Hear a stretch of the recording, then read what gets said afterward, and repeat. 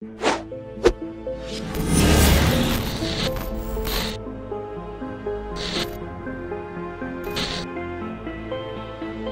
beberapa tahun terakhir, kita mengenal istilah UKM naik kelas.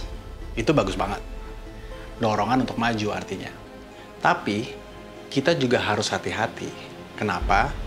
Karena yang pertama, ada persepsi yang membentuk pemikiran bahwa apabila kita tidak mau naik kelas, itu artinya kita nggak mau maju. Nah, bagi UKM yang omsetnya segitu-gitu aja, hal ini akan menyebabkan justru rasa tidak mampu, rasa tidak nyaman, tidak berhasil, dan pemikiran semacam kayak, siapalah gue ini, gitu. Mereka akan merasa rendah diri. Dan kadang, dalam cerita-cerita film, seringkali kita dengar narasi seperti ini. Nah, bapakmu itu kan cuma tukang tambal ban. Jangan ngimpi untuk melakukan hal ini itu. Jadi, rasa rendah diri itu, karena tidak merasa perlu naik kelas, itu akan membuat si UKM juga punya rasa low self-esteem.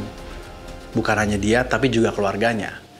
Padahal ya, ketika seseorang menjadi wirausaha, yang pertama harus dipahami adalah ia telah berkontribusi mengurangi angka pengangguran dan angka kemiskinan. Minimal untuk dirinya sendiri dan keluarganya. Apalagi kalau dia kemudian punya karyawan. 1, 2 aja. Itu udah sangat membantu. Dan itu sebenarnya hal yang paling penting bagi bangsa ini.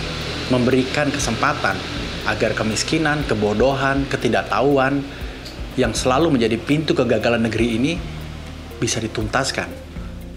Dan dengan menjadi wirausaha, bahkan skala mikro sekalipun, ia sebenarnya sudah memberi andil bagi masa depan bangsa ini. Ya nggak? Nah, yang kedua, ini nggak kalah penting ya. Ketika kita ingin mendorong UKM untuk naik kelas, tapi dia nggak siap untuk naik kelas, apa yang terjadi?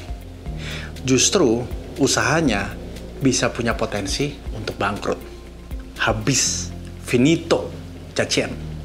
Nah, ini artinya kemunduran bagi ekonomi. Dan potensi untuk timbulnya berbagai masalah baru akan lahir.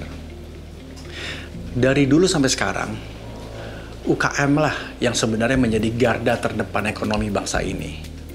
5,sekian% pertumbuhan itu datang sebagian besarnya dari sektor ini. Dan jangan lupa, lebih dari 90% lapangan pekerjaan dihasilkan oleh para wirausaha yang bekerja di sektor ini. Mendorong besar itu berbanding lurus juga dengan resikonya. Resiko hutang, resiko manajemen, belum resiko stres, dan resiko kurangnya waktu bagi keluarga. Nah, kita-kita nih yang sering mendorong UKM untuk maju, untuk naik kelas, juga harus punya tanggung jawab.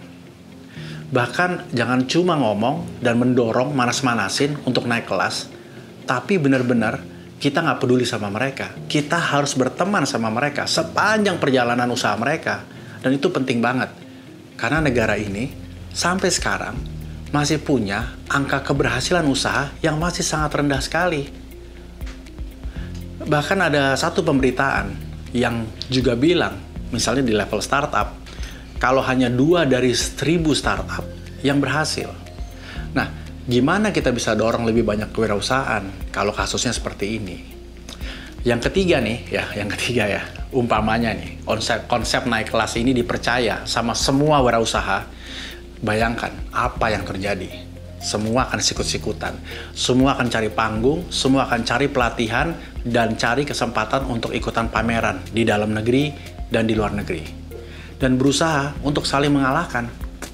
Dan kalau ini terjadi, justru potensi bagi teman-teman UKM yang ingin naik kelas dan sudah punya potensi naik kelas, harus berhadapan dengan UKM-UKM yang sebenarnya tidak perlu naik kelas.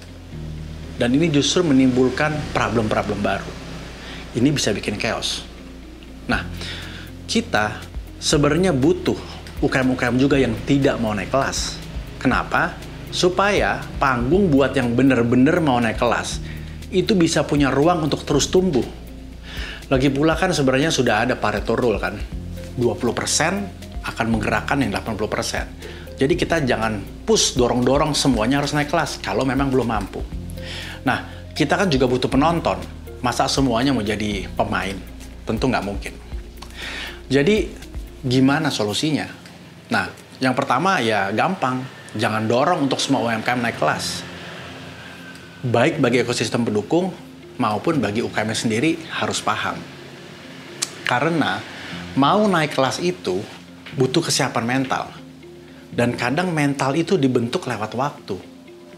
Dalam beberapa kasus misalnya, bisa jadi generasi kedua atau ketiga lah yang sebenarnya akan membesarkan usaha itu. Bukan di generasi pertama. Meskipun kita generasi pertama, bisa jadi nih jalan hidup kita sebenarnya adalah membangun fondasinya. Bukan untuk membesarkan usahanya. Dan ini harus dipahami, tidak semuanya harus berjalan besar pada saat kita masih hidup. Jadi sekali lagi, stop paradigma, kalau nggak mau besar, itu berarti nggak mau berhasil atau cupu. Nah, kemudian klasterisasi UMKM atau UKM juga harus lebih detail. Bukan hanya kesiapan teknis, tapi juga kesiapan non-teknis. Seperti misalnya pembentukan mental kewirausahaan, kemampuan untuk berpikir bisnis yang berdampak bagi orang lain. Nah, ini penting banget. Nah, karakter kita sebagai pribadi sangat mempengaruhi cara dan model kita ke depan untuk menjadi wirausaha. Ini juga penting. Konsep naik kelas yang nggak melulu soal omset. Nah, ini penting. Kenapa? Karena bisa jadi naik kelas itu juga bisa bagian dari proses naik pola pikir. Bikin usaha bukan cuma soal duit, tapi juga bagaimana kita bisa membantu sesama. Membuat orang lain bisa sekolah, membuat orang lain bisa menyusun masa depan. Emang nyari duit, tapi energinya beda. Bukan cuma bicara soal duit, tapi juga bagaimana kita bisa membantu sesama.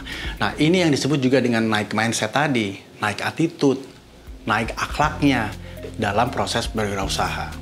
Nah, profit bukan lagi segala-galanya, tapi bisnis yang bisa berdampak lah yang sekarang menjadi segala-galanya.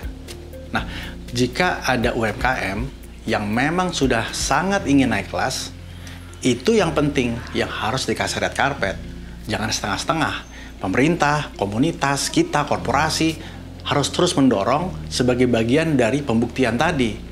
Karena kalau itu berhasil, dia akan menjadi contoh. Dan contoh itulah yang akan membuka wawasan teman-teman yang tadinya tidak ingin maju, tidak ingin berkembang, untuk akhirnya ingin naik kelas dan pelan-pelan berubah. Istilahnya adalah walk the talk. Kira-kira gitu. Jadi, jangan push buat yang nggak mau maju, tapi kasih contoh lewat bukti-bukti nyata agar ia akan memberikan inspirasi buat yang tidak mau maju, akhirnya maju. Terus bergerak, terus berdampak bagi negeri.